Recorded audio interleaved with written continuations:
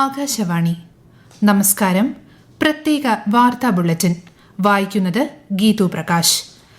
America Israel സംയുക്ത വ്യോമാക്രമണത്തിൽ ഇറാന്റെ പരമോന്നത നേതാവ് ആയത്തുള്ള അലി ഖമനേയി കൊല്ലപ്പെട്ടതായി American president Donald Trump. Iranian ജനതയ്ക്ക് രാജ്യത്തെ തിരിച്ചുപിടിക്കാനുള്ള ഏറ്റവും വലിയ അവസരമാണിതെന്നും വരും ദിവസങ്ങളിലും ആക്രമണം തുടരുമെന്നും ട്രംപ് വ്യക്തമാക്കി. ഇറാനിയൻ സൈനിക സർക്കാർ കേന്ദ്രങ്ങൾക്കു നേരെ നടത്തിയ വ്യോമാക്രമണത്തിലാണ് ഖമനേയി കൊല്ലപ്പെട്ടതെന്ന് ഇസ്രായേലിൽ നിന്നുള്ള ഔദ്യോഗിക വൃത്തങ്ങൾ അറിയിച്ചു.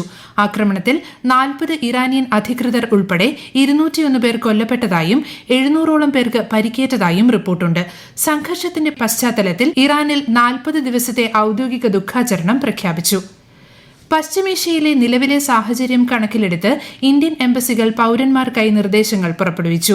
ഇസ്രായേലിലുള്ള ഇന്ത്യൻ പൌരന്മാർ സമയബന്ധിതമായ സഹായവും ആശയവിനിമയവും സാധ്യമാക്കുന്നതിന് ഇന്ത്യൻ എംബസി israel.gov.in/indian_national_reg എന്ന വിലാസത്തിൽ രജിസ്റ്റർ ചെയ്യണമെന്ന് ഇസ്രായേലിലെ ഇന്ത്യൻ എംബസി ആവശ്യപ്പെട്ടു.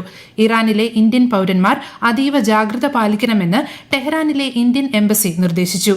UAE, Saudi Arabia, Qatar, Syria, Baghdad, Palestine, Kuwait, Bahrain, Jordan എന്നീ രാജ്യങ്ങളിലെ ഇന്ത്യൻ എംബസികളും പൌരന്മാർക്കായി ജാഗ്രതാ നിർദ്ദേശം പുറപ്പെടുവിച്ചു. അനാവശ്യമായ യാത്രകൾ ഒഴിവാക്കാനും കഴിയുന്നത്ര വീടുകളിൽ തന്നെ തുടരാനും ഇന്ത്യക്കാരോട് അഭ്യർത്ഥിച്ചു. സംഘർഷ സാഹചര്യത്തിൽ പ്രവാസി മലയാളികൾക്കായി നോർക്ക റൂട്ട്സ് ഹെൽപ്പ് ഡെസ്ക് പ്രവർത്തനം ആരംഭിച്ചു. സഹായം ആവശ്യമുള്ളവർക്ക് 918020012345 എന്ന നമ്പറിൽ ബന്ധപ്പെടാം. ഇന്ത്യയിൽ നിന്നും 1800-425-3939 എന്ന ടോൾ ഫ്രീ നമ്പറിൽ രജിസ്റ്റർ ചെയ്യാവുന്നതാണ്. പശ്ചിമേഷ്യയിലെ സംഘർഷ സാഹചര്യത്തിൽ ഇന്ന് 444 വിമാന സർവീസുകൾ റദ്ദാക്കാൻ സാധ്യതയെന്ന് വ്യോമയാന മന്ത്രാലയം. യാത്രക്കാരുടെ സുരക്ഷയും പ്രവർത്തന ചട്ടങ്ങൾ പാലിക്കുന്നതും ഉറപ്പുവരുത്താൻ directorate general of civil aviation വിമാന കമ്പനികളുമായി ചേർന്ന് പ്രവർത്തിക്കുകയാണെന്ന് സമൂഹമാധ്യമക്കുറിപ്പിൽ മന്ത്രാലയം വ്യക്തമാക്കി. അതേസമയം പശ്ചിമേഷ്യൻ മേഖലയിലേക്കുള്ള വിമാന സർവീസുകൾ താൽക്കാലികമായി നിർത്തിവച്ചതായി എയർ ഇന്ത്യ അറിയിച്ചു. വിമാനങ്ങളുടെ തൽസ്ഥിതി എയർ ഇന്ത്യയുടെ വെബ്സൈറ്റിൽ പരിശോധിക്കാനാകും. തിരുവനന്തപുരം, കണ്ണൂർ രാജ്യാന്തര വിമാനത്താവളത്തിൽ നിന്ന് ഗൾഫ് രാജ്യങ്ങളിലേക്കുള്ള മുഴുവൻ വിമാനങ്ങളും റദ്ദാക്കിയിട്ടുണ്ട്. ഉപരാഷ്ട്രപതി CP രാധാകൃഷ്ണൻ തൃശൂരിലെത്തി.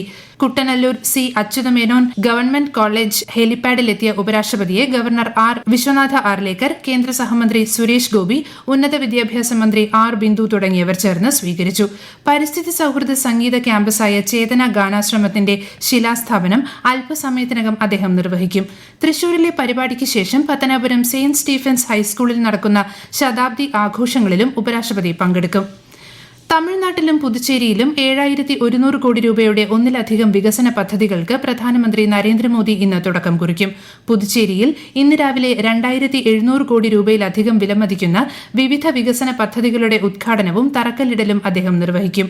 ശ്രീ അരബിന്ദോയുടെ 150ാം ജന്മവാർഷികത്തോടനുബന്ധിച്ച് നടക്കുന്ന ആഗോള ആത്മീയ മഹോത്സവം ശ്രീ മോദി ഉദ്ഘാടനം ചെയ്യും.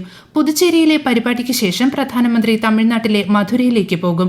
മധുരയിൽ 4400 കോടിയിലധികം രൂപയുടെ അടിസ്ഥാന സൌകര്യ പദ്ധതികൾക്ക് പ്രധാനമന്ത്രി തുടക്കമിടും. തമിഴ്നാട്ടിലെ പ്രക്ഷേപണ സേവനങ്ങൾ കൂടുതൽ ശക്തിപ്പെടുത്തുന്നതിനായി കുംഭകോണം, ഏർക്കാട്, വെല്ലൂർ എന്നിവിടങ്ങളിൽ 3 പുതിയ ആകാശവാണി FM റിലേ ട്രാൻസ്മിറ്ററുകൾ അദ്ദേഹം ഉദ്ഘാടനം ചെയ്യും. മധുരയിൽ NDAയുടെ റാലിയെയും പ്രധാനമന്ത്രി അഭിസംബോധന ചെയ്യും.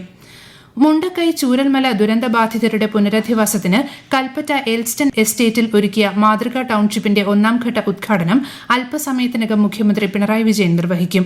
178 വീടുകളാണ് ആദ്യഘട്ടത്തിൽ കൈമാറുന്നത്. T20 ലോകകപ്പ് ക്രിക്കറ്റ് സൂപ്പർ 8 പോരാട്ടത്തിൽ ഇന്ത്യ ഇന്ന് വെസ്റ്റ് ഇൻഡീസിനെ നേരിടും. വൈകിട്ട് 7 മണിക്ക് കൊൽക്കത്തയിലാണ് മത്സരം.